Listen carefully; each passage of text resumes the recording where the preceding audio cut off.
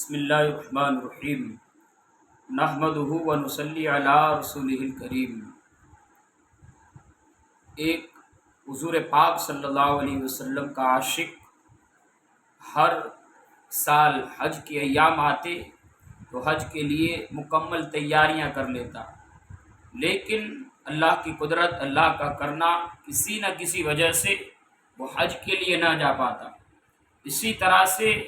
اس کا ایک سال گزرا، دوسرا سال گزرا، تیسرا سال، اسی طرح سے قریباً 3-4 سال اس شخص کے گزر گئے، لیکن اسے حج نصیب نہ ہوا۔ دعائیں کرتا، التجا کرتا اللہ کی بارگاہ میں، مولا کسی نہ کسی طرح سے اپنی بارگاہ میں بلا لے، تیرا یہ بندہ تیرے دربار میں آنے کے لیے بے قرار ہے، بے چین ہے۔ اس کا سویا ہوا نصیبہ جاگا اور اس کے خواب میں تاجدار مدینہ صلی اللہ علیہ وسلم تشریف لے آئے اور تشریف فرما ہوئی حضور کی، اور خواب میں ارشاد فرمایا حج کے لیے چلا آ،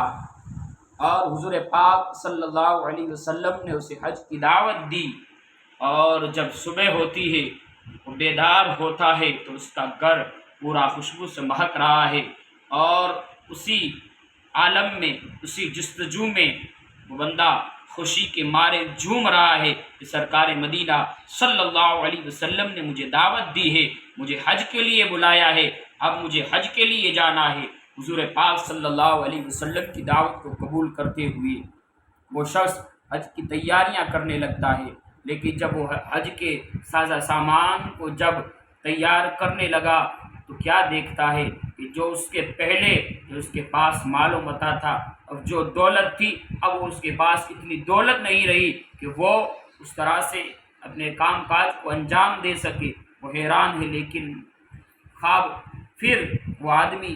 سو جاتا ہے۔ دوسرا دن گزرتا ہے، حضور اس سے فرماتے ہیں چل، تو حج کے لیے نہیں آ رہا۔ اسی طرح سے 3 دن گزر جاتے ہیں۔ وہ بندہ دل میں خیال کرتا ہے کہ اپنی غربت کو حضور کے سامنے کیسے بیان فرماؤں، کس طرح سے حضور کے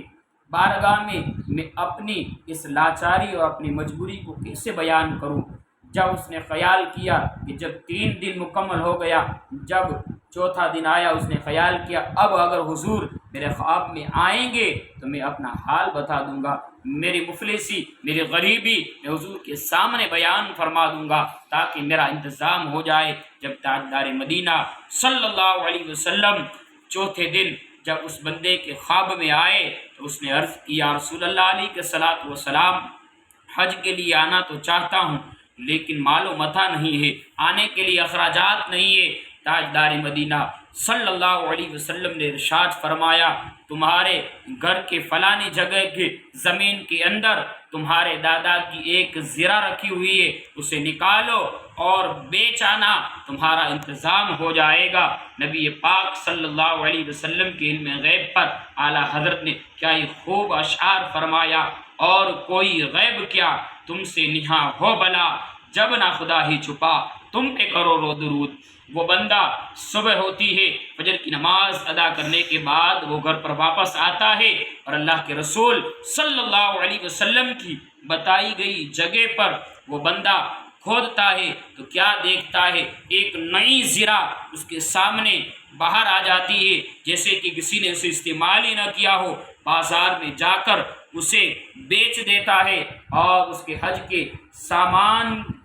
اور حج کے لیے اس کے پاس پیسے جمع ہو جاتے ہیں۔ اسی طرح یہ حضور کا فدا، حضور پر محبت کرنے والا، حضور کی چاہ میں حضور سے محبت کرنے والا، اللہ کے رسول صلی اللہ علیہ وسلم سے جو محبت کرتا ہے، جو الفت کرتا ہے، اللہ کے رسول صلی اللہ علیہ وسلم اسے اپنی ضرور حاضری کا شرف بخشتے ہیں اور اپنے دیار کی حاضری اسے نصیب فرماتے ہیں۔